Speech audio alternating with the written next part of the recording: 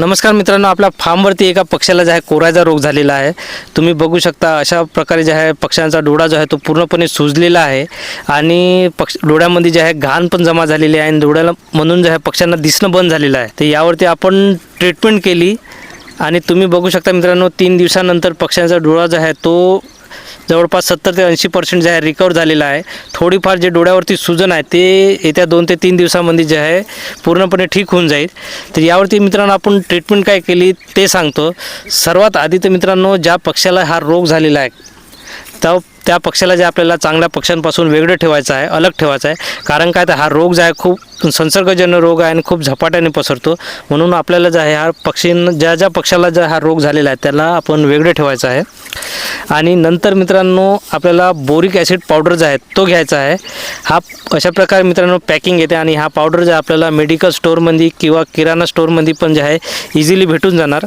आणि याचा उपयोग जो आहे आपण घरगुती पण करतो। जेव्हा आपण घरी तांदूळ वगैरे साठवतो तेव्हा आपण तांदळामध्ये टाकत असतो। हा जो बोरिक पावडर आहे तो आपल्याला घ्यायचा आहे मित्रांनो, आणि थोडंसं पाणी घेऊन त्यामध्ये अर्धा चम्मच जे आहे बोरिक ॲसिड पावडर टाकायचा आहे आणि त्या पाण्याने जे आहे आपल्या पक्ष्यांचा डोळा जो आहे तो हळूवारपणे साफ करायचा आहे।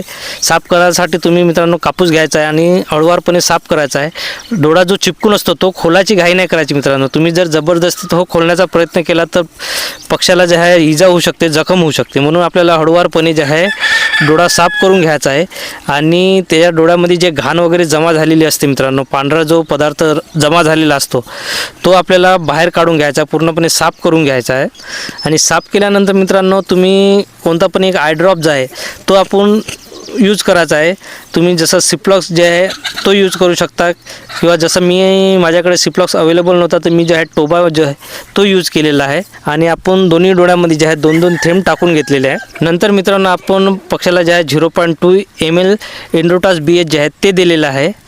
हे मेडिसिन मित्रांनो आपण जनरली पक्ष्यांच्या सर्दीसाठी आपण यूज करतो। आता सर्दीसाठी देण्याचं कारण म्हणजे कोरायचा रोग जो आहे हा श्वसनाचा रोग आहे, श्वसन क्रियेवरती इफेक्ट करतो। म्हणून आपण जे आहे एन्ड्रोटास BH जे आहे ते 0.2 ml पाण्यामधून दिलेलं आहे पक्ष्यांना। एक टाईम मित्रांनो आपल्याला सर्दीची मेडिसिन द्यायची आहे आणि एक टाईम तुम्ही कोणती पण एक अँटीबायोटिक जे आहे ते द्यायचं आहे।